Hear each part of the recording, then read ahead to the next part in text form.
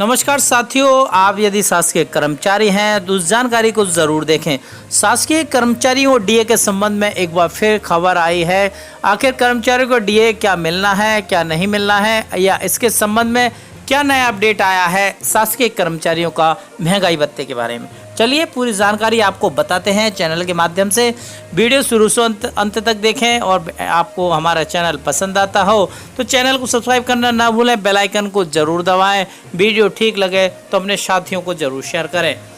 भारत सरकार के कर्मचारी एवं पेंशन भोगियों के महंगाई भत्ते में वृद्धि को लेकर केंद्र सरकार के फैसले के खिलाफ दिल्ली हाईकोर्ट में केंद्रीय कर्मचारी संगठन द्वारा लगाई गई याचिका पर फैसला सुना दिया गया है। दिल्ली हाईकोर्ट ने केंद्रीय कर्मचारियों की याचिका पर फाइनल डिसीजन देते हुए पिटीशन का डिसमिस कर दिया है। वृद्धि के आदेश के बाद कोरोना के नाम पर भुगतान रोक दिया था।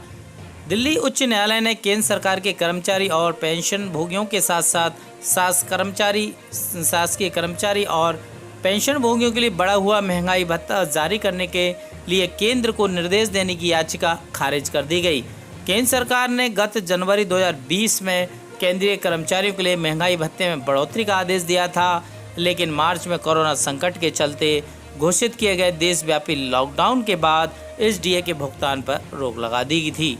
ये रोक जून 2021 तक के लिए लगाई गई है। याचिका में इस तरह की अधिसूचना को वापस लेने की भी मांग की गई थी।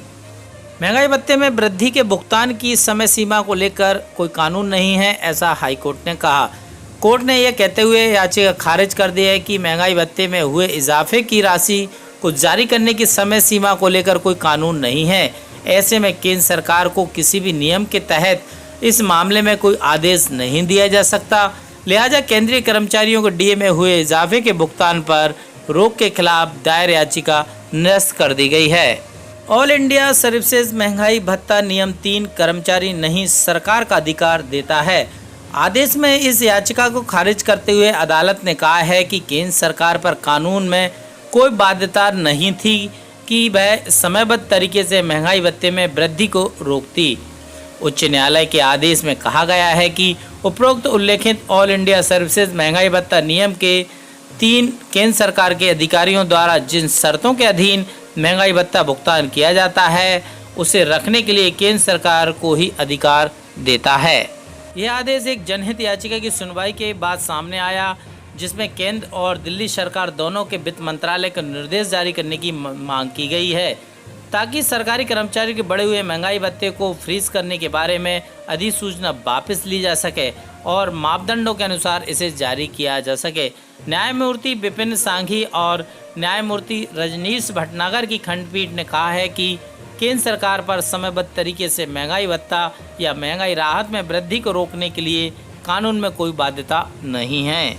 आगे हाईकोर्ट ने कहा है कर्मचारियों का महंगाई भत्ता भुगतान शर्तों के अधीन होता है। अदालत ने आगे कहा है कि अखिल भारतीय सेवाओं महंगाई भत्ता के नियम 3 में केंद्र सरकार को अधिकार दिया गया है कि केंद्र सरकार के अधिकारियों द्वारा महंगाई भत्ते की शर्तों के अधीन शर्तें रखी जाएं।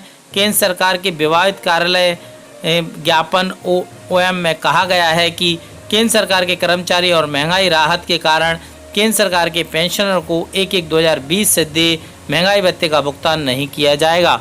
तो कुल मिलाकर ये पूरा मामला केंद्रीय कर्मचारियों के संगठनों द्वारा हाईकोर्ट में ये मामला याचिका दायर की गई थी, जनहित याचिका। उसके संबंध में हाईकोर्ट ने स्पष्ट तौर पर ये कहा कि हम सरकार को किसी तरह कोई आदेश नहीं दे सकते, क्योंकि ये किसी तरह कोई ऐसा कानून नहीं है कि ऐसा कहा जाए कि इस कानून के तहत कर्मचारियों को महंगाई भत्ता देना अनिवार्य है। तो कुल मिलाकर हाईकोर्ट में भी कर्मचारियों को निराशा हाथ लगी है। अब एक ही रास्ता बचा है कि सरकार ही इसके संबंध में आदेश जारी करे, कर्मचारी को हित में शीघ्र निर्णय ले, क्योंकि अदालत का जो रास्ता अपनाया गया था कर्मचारियों द्वारा उसे भी लगभग उसके तहत भी हमें आशानुरूप परिणाम नहीं मिला। तो कुल मिला के जो केंद्रीय कर्मचारियों का महंगाई भत्ता था या कहें कि राज्य सरकारों का जो महंगाई भत्ता था वो अभी पेंडिंग ही बना रहेगा। इसके मिलने के अभी कोई आसार नज़र नहीं आते। हाईकोर्ट ने भी इसने स्पष्ट कर दिया है। तो दोस्तों चैनल पर बने रहें, और भी ताज़ा अपडेट जो भी होगी हम लेकर आते रहेंगे। चैनल पर बने रहने के लिए सब्सक्राइब करना ना भूलें, बेल आइकन को जरूर दबाएं और वीडियो को अधिक से अधिक शेयर